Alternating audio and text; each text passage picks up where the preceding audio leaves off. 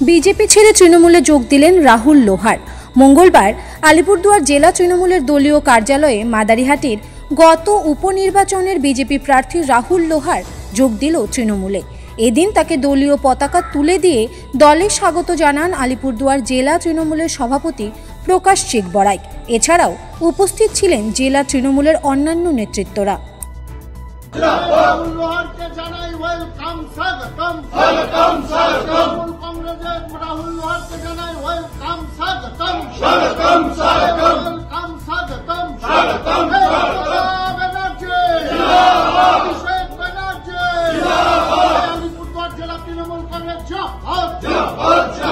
আমি বিগত 2014 থেকে বিজেপির সাথে যুক্ত ছিলাম। প্রথমে বিজেপির এক কর্মী হিসেবে ছিলাম, তারপরে মন্ডলের আমি যুবর প্রেসিডেন্ট হয়েছি। আমি মন্ডলের জেনারেল সেক্রেটারি হিসেবে, মাদারের জেনারেল সেক্রেটারি হিসেবে ছিলাম এবং লাস্ট 3 বছর ধরে আমি মন্ডল প্রেসিডেন্ট হিসেবে ছিলাম এবং 2024 বাই ইলেকশনে আমি ভারতীয় জনতা পার্টির ক্যান্ডিডেট হয়েছিলাম। কিন্তু এই দল থেকে কারণ অনেক ব্যাপার আছে। আজকে আমরা দেখতে পাচ্ছি যে ভারতীয় জনতা পার্টির যারা নির্বাচিত হয়ে যেসব এমপি বা এমএলএরা আছেন তারা কিন্তু নিজের এলাকায় কাজ করতে পারছেন না। আমরা গ্রাসরুটে কাজ করার ছেলে, আমরা গ্রাসরুটে কাজ করেছি। আমরা দেখছি দিনের পর দিন যে যারা মাদারিহাটে নির্বাচিত হয়ে কোনো এক সময় এমএলএ ছিলেন তারা কিন্তু কোনো কাজ করেনি। কোনো একটা জিপিতে স্পেসিফিক বলতে পারবে উনি যে আমি অমুক জিপিতে অমুক কাজ করছি, বলতে পারবেন না। উনি শুধু দেখাতে পারেন যে একটা কোনো নেপালি হাই স্কুল আছে সেখানে একটা বাউন্ডারি করেছে, সেটাই দেখান। 8 বছর কি একটা বাউন্ডারি হতে পারে বিধায়কের তহবিল থেকে? আর লাস্ট 2 বছর ধরে যিনি এখন এমপি হয়েছেন, আমাদের আলিপুরদুয়ারের এমপি, উনি কিন্তু লাস্ট 2 বছর ধরে মাদারিহাট বিধানসভায় একটা কাজ পর্যন্ত করতে পারেন, একটা লাইট পর্যন্ত লাগাতে পারেন। জবাব সেটা উনি বলতে পারবেন। এখন বিজেপি যারা এমএলএ এমপি হয়েছে তাদের কাজ করার জন্য আমরা পাঠিয়েছি। আর যারা গ্রাউন্ড লেভেলে যারা মানুষ আছে তারা কিন্তু আমাদের মধ্যে একটা লিডারশিপকে জিজ্ঞাসা করে যখন আমরা গ্রাসরুটে কাজ করতে যাই যে আমাদের কাজ কোথায় হচ্ছে, যে কোনো জিনিসে কোনো কাজ হচ্ছে না। আর দিনের পর দিন আমরা দেখছি যে আমাদের এই বিজেপির যে এমপি এমএলএ আছে অনেক 2 নম্বরই কাজে যুক্ত আছে। সেটা আমরা কিছুদিন পরে আমরা আপনাদের আবার মিডিয়ার সামনে আমরা ডাকবো, সেটা প্রকাশে থাকবে, গঙ্গাদা থাকবে, পুরো জেলার টিম থাকবে।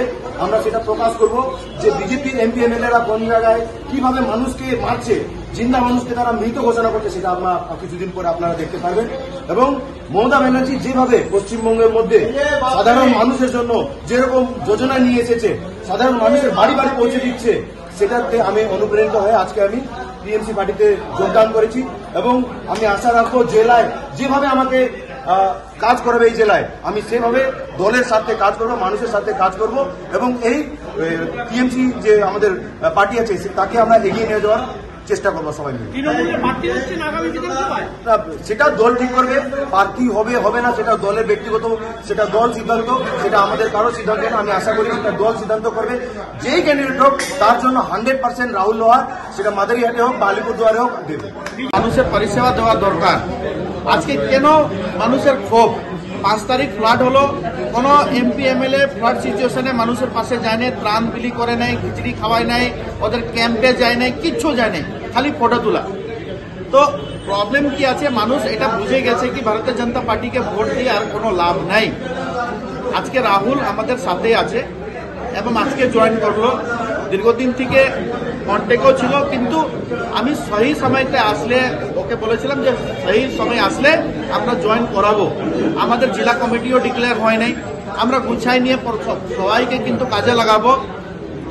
বিজেপির এমএলএ 2016 থেকে যিনি মনোজ তিগ্গাজি এবং 2024 পরে সাংসদ, এই ডুয়ার্সের চা বাগানের শ্রমিকের জন্য একটা কাজ দেখান, কিন্তু ওরা গরিব মানুষের টাকা মারার কাজ, গরিব মানুষের পিএফ এর টাকা মারার কাজ, গরিব মানুষের প্রভিডেন্ট ফান্ডের টাকা মারার কাজ এটা করেছে। আগামী দিন কিন্তু এটা আমরা প্রকাশিত করব এবং অলরেডি এটা আইনি নোটিশের মাধ্যমে হবে এবং প্রশাসনিক মাধ্যমে হবে।